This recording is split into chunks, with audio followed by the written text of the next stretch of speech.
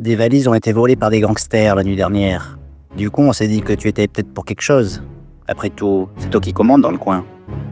Lou comprit qu'il s'agissait des Russes, dont Big Seal lui avait parlé, et qu'il n'était pas là pour rigoler. Ces deux gars ne semblaient vraiment pas commodes, mais peu importe. Qu'ils soient de dangereux psychopathes, ou bien au contraire, des diplomates bien éclairés, Lou n'en avait cure. Personne ne pouvait le défier impunément ici. Je ne vois pas de quoi tu parles. Et ça ne se fait pas de rentrer chez les gens comme ça. Je vais vous demander de sortir. Ok, je veux bien croire que tu n'as rien à voir là-dedans. Cependant, permets-moi tout de même de fouiller ton appartement, histoire que je vérifie ça par moi-même. Après ça, nous partirons, promis. Koskov n'attendait pas vraiment la permission de Lou. Il passa à côté de ce dernier en l'ignorant totalement. Mais Lou porte toujours un flingue à la ceinture. Et il dort même la nuit avec.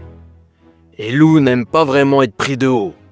C'est pourquoi il dégaina subitement son arme et la pointa en direction du Russe. Je crois que t'as pas bien compris à qui tu as affaire là. Comme tu l'as dit, ici c'est moi qui commande. Chris sortit à son tour son arme et la pointa vers Lou. Les trois hommes se regardèrent, parfaitement immobiles. La tension montait. Bon, et maintenant on fait quoi? On meurt tous les deux? Ce serait vraiment trop bête, tu ne crois pas? Dis-lui de lâcher son arme. Pourquoi lui? Pourquoi pas toi? Si tu n'as vraiment rien à voir dans cette histoire, tu n'as rien à craindre. Là n'était pas la question pour Lou. Qu'il ait à voir ou pas dans cette histoire n'y changeait rien. Il était ici question de fierté. Ces deux types lui avaient profondément manqué de respect, et ils allaient le payer. Après un court instant de réflexion, Lou lui répondit. Je te propose un marché. Laisse-moi 2 jours et tu auras tes valises. Si elles sont vraiment dans le Westgate, je les trouverai, crois-moi. Il faut parfois comprendre qu'on n'a pas le choix. Ok, ça me va. Koskov fit signe à Chris de baisser son arme. Puis, sans dire un mot, ils quittèrent tous deux l'appartement du truand. Une fois dans la cage d'escalier, Chris questionna. Bon, donc ce n'est pas lui qui a les documents en fait.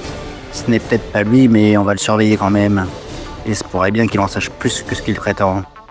Dans l'appartement, Ooms, couvert de sueur, les joues rosées et encore tremblants, se relevait à peine.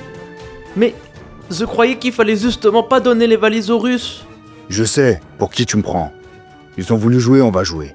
Quand ils reviendront chercher les valises, je saurai les accueillir. Ils vont regretter de m'avoir manqué de respect. Pendant ce temps, dans les rues du Westgate, 2 membres de la police de Woodstock menaient l'enquête.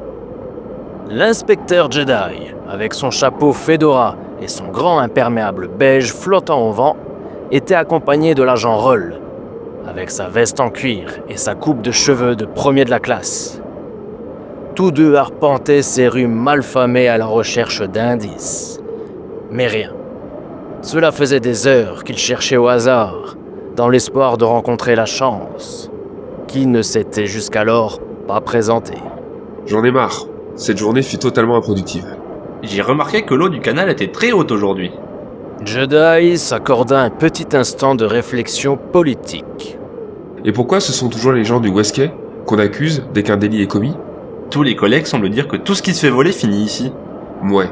Certains clichés sont peut-être vrais. Mais croyez-en mon expérience, les pires truands de cette ville sont en col blanc. Il fit 3 pas en avant, l'air songeur, avant de stopper net. Bon, j'en ai ma claque de cette journée. Venez, Roll, je vous paye un verre.